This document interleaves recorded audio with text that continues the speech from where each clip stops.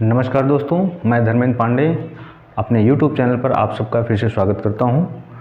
पिछली वीडियो में हम लोगों ने कैकेयी के अनुताप में जहां तक पढ़ा था उसके आगे आज हम लोग पढ़ेंगे। हम लोगों ने पढ़ा था उसके आशय की थाह मिलेगी किसको, जन कर जननी जान न पाई जिसको।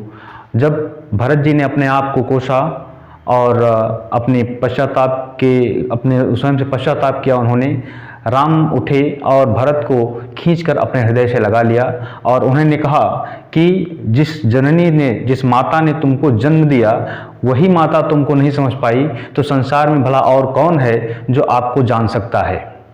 इन बातों को सुन करके कैकेयी खड़ी होती हैं, कैकेयी उठती हैं और कैकेयी कहती हैं यह सच है तो अब घर को लौट चलो तुम भैया।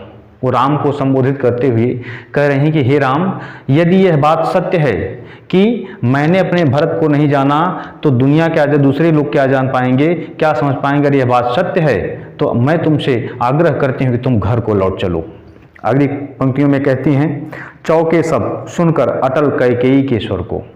कैकेयी के इन शब्द को, इस बात को सुन करके उस सभा में बैठे हुए जितने जन हैं सब चौंक जाते हैं। अरे, जो कैकेयी राम को कल वन देना चाहती थी, राम को वन में जिसने भेजा, आज वही कैकेयी राम को घर वापस जाने के लिए कह रही है। इस बात को सुनकर सभी आश्चर्यचकित हो गए और आश्चर्यचकित होकर कैकेयी की तरफ देखने लगे।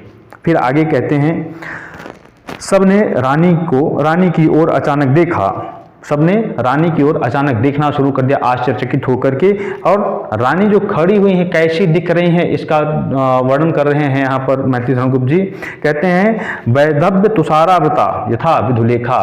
कैकेयी जो खड़ी हैं वह वैधव्य को प्राप्त कर चुकी हैं, अर्थात तो विधवा हो चुकी हैं। और विधवा होने पर जिस सफ़ेद वस्त्र में उलिपटी हुई हैं, मानो ऐसा लग रहा है उस समय जो चांदनी खिली हुई वह भी कोहरे से ढक गई हो, इस प्रकार से दिखाई दे रही हैं वह।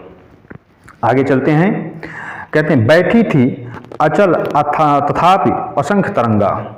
जो कैकेयी असंख्य तरंगों वाली थी, जो सदैव चंचला थी, वह कैकेयी वहाँ निस्तब्ध होकर के बैठी थी, लेकिन राम की बातों को सुन करके वह खड़ी हुई और इस तरह के शब्दों को उन्होंने कहना शुरू किया।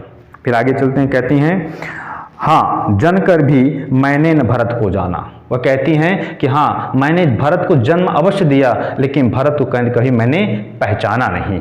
भरत कैसा है, भरत के भाव कैसे हैं, इस बात को मैंने नहीं जाना। फिर आगे कहती हैं, सब सुन लें, तुमने स्वयं अभी यह माना, यह सच है तो फिर लौट चलो घर भैया। कहती हैं कि हे राम, अगर यह सच है जो अभी अभी तुमने स्वीकार किया है कि माता ने ही नहीं समझा तो दूसरा कोई क्या जान पाएगा। अगर यह सच है, तुम स्वीकार करते हो, तो मैं तुमसे कहती हूँ कि इस बात को मानो और तुम यहाँ से घर को लौट चलो, घर को वापस चलो। अपराधीन मैं हूँ तात तुम्हारी मैया। हे तात, हे राम, मैं जो तुम्हारी माँ हूँ, मैं कैकेयी, मैं अपराधीन हूँ, मैंने अपराध किया है, मैंने अपराध किया है। फिर आगे कहती हैं, वह सौगंध खाते हुए कह रही हैं कि दुर्बलता का ही चिन्ह विशेष शपथ है।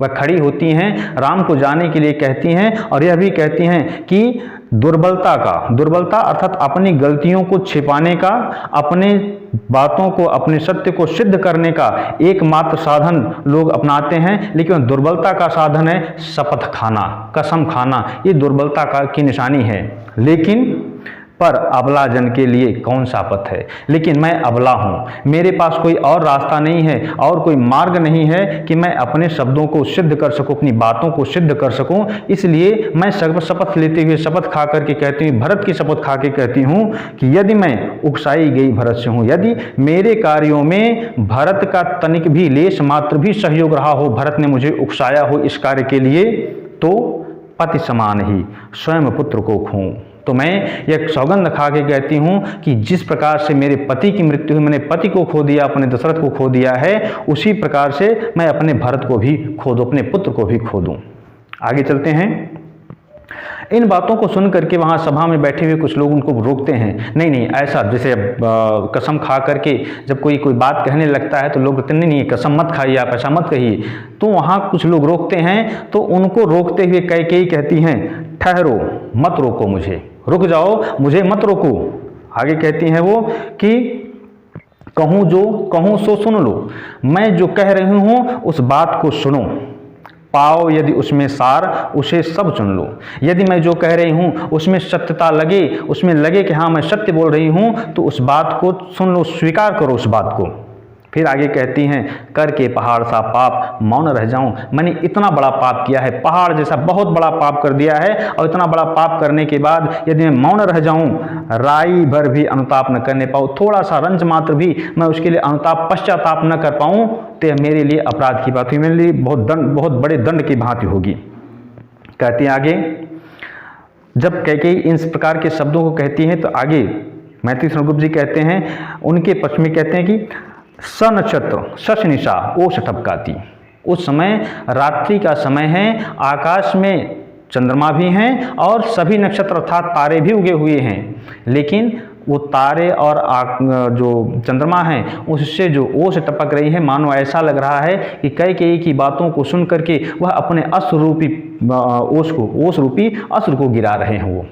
फिर आगे कहती हैं, रोती थी नीरव सभा हृदय थपकाती।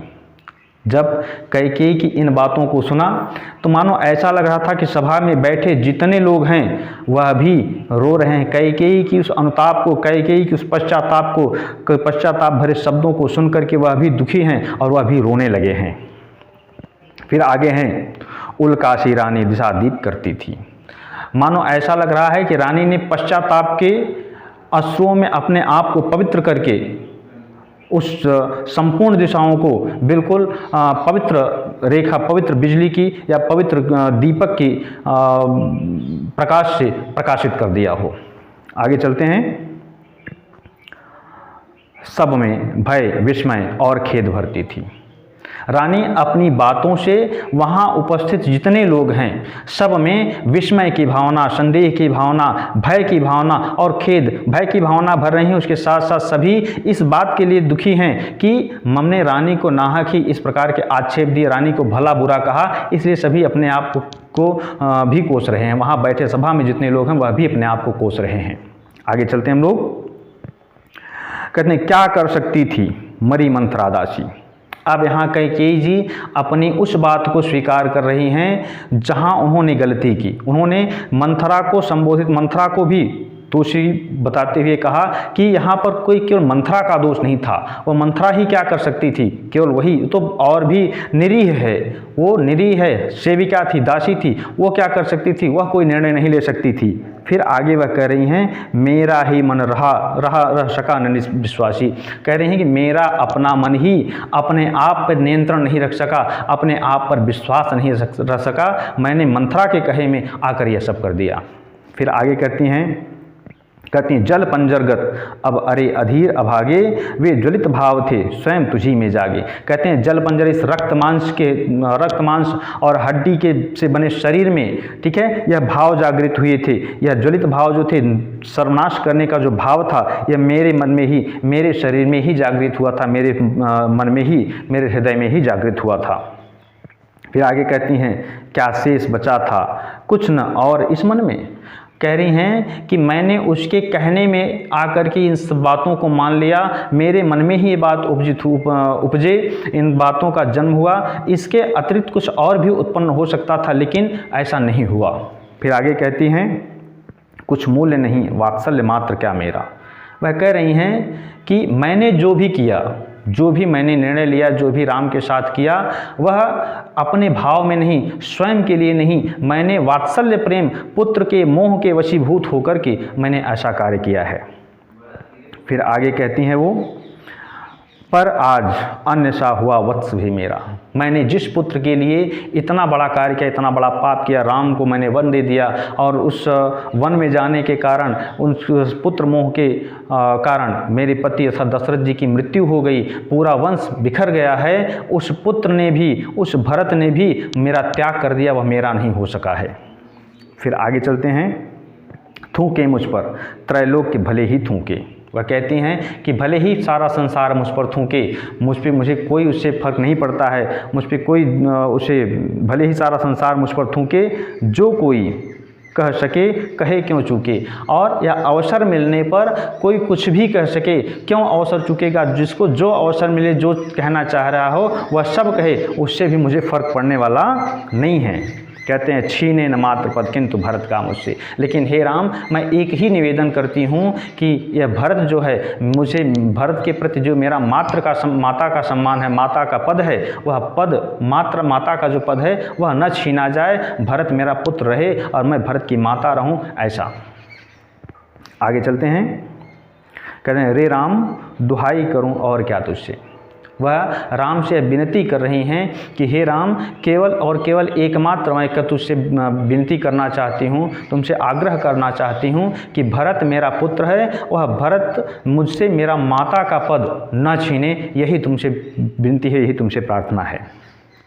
फिर आगे कहते हैं, कहते आते थे यही अभी नर देहीं। संसार में अब तक यही बातें कही जा रही थी, यही कहते चले आ रहे हैं, संसार में यही कहा जाता है कि माता न कुमाता पुत्र कुपुत्र भले ही। कहती माता कभी कुमाता नहीं हो सकती, पुत्र भले ही कुपुत्र हो जाए, यह संसार में कहा जाता था। किंतु लेकिन अब कहे सभी यह हाय विरुद्ध विधाता। लेकिन अब सभी यह कह सकते हैं मेरे विरुद्ध विधाता, अर्थात ब्रह्मा जो है मेरे विरुद्ध हो गए, मेरे विपक्ष में हो गए। और आज यह बात, यह जो उक्ति है, यह जो कथा कही जाती है कि माता को माता हो सकती, पुत्र को पुत्र नहीं हो सकता, अब यह बात पलट गई है। अब क्या कहते हैं, बस मैंने इसका है पुत्र, पुत्र ही रहे कुमाता माता। पुत्र तो पुत्र रह गया, लेकिन मैं माता होकर के कुमाता हो गई, मैं माता नहीं बन सकी है। फिर आगे चलते हैं, बस मैंने इसका वाह्य मात्र ही देखा। वो भरत को संबोधित करते हुए कह रही हैं कि मैंने भरत के वाह्य स्वरूप को ही, बाहरी स्वरूप को ही, बाहरी सुंदरता को ही देखा केवल। आगे कह रही हैं, दृढ़ हृदय ने देखा, मृदुल गात्र ही देखा। मैंने भरत की दृढ़ता को, उसके दृढ़ हृदय को नहीं देखा, मजबूत हृदय को नहीं देखा, राम के प्रति उसका जो प्रेम है, अथाह अगाध प्रेम है, उसको नहीं देखा, केवल और केवल उसका कोमल शरीर ही मैंने देखा है। फिर आगे चलते हैं, परमार्थ न देखा पूर्ण स्वार्थ ही देखा। मैंने भरत के मन में जो परमार्थ का भाव है, दूसरों के प्रति जो सम्मान का भाव है, दूसरों के प्रति जो भाव है उसका, उसको नहीं देखा। मैंने केवल और केवल अपना स्वार्थ देखा कि भरत को राजा बनाऊंगी, मैं राजमाता बन जाऊंगी, यह स्वार्थ ही मैंने देखा था। आगे चलते हैं हम लोग, युग युग तक इस कारण ही तो हाय आज यह बाधा, युग युग तक चलती रहे यह कठोर कहानी, रघुकुल में भी थी एक अभागिन रानी। कहते हैं कि यह कहानी जो आज मैंने कार्य किया है, यह युगों युगों तक गाई जाएगी। यह संसार में जब तक यह संसार रहेगा तब तक इस कथा को गाया जाएगा कि माता जो कैकेयी, जैसे रघुकुल जैसे राज्य में चक्रवर्ती सम्राट दशरथ की पत्नी जो कैकेयी है, उसने ऐसा कार्य कि वह अभागिन है, जिसने इतने परम प्रिय और परम पुत्र को, राम जैसे पुत्र को वन में भेज दिया। यह कार्य मैंने जो किया है, इसके लिए मैं सदैव कोसी जाऊंगी, सदैव समाज में उसको गंदा कहेगा। आगे चलते हैं हम लोग, निज जन्म जन्म में सुने जीव है मेरा। संपूर्ण संसार में लोग जब तक जन्म लेंगे तब तक मेरा उसे था, महास्वार्थ ने घेरा। लोग कहेंगे कि वह किसी ऐसी रानी थी जिसने महास्वार्थ के चलते, अपने स्वार्थ के चलते राम जैसे धर्मात्मा पुत्र को भी वन में भेज दिया था।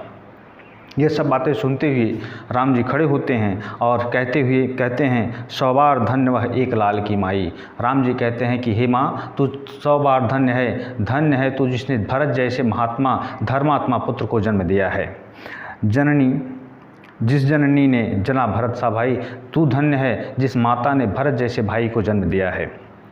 आज के वीडियो में हम लोग यहीं तक पढ़ते हैं। इसके आगे का कंटेंट हम लोग कल के वीडियो में आगे पढ़ेंगे।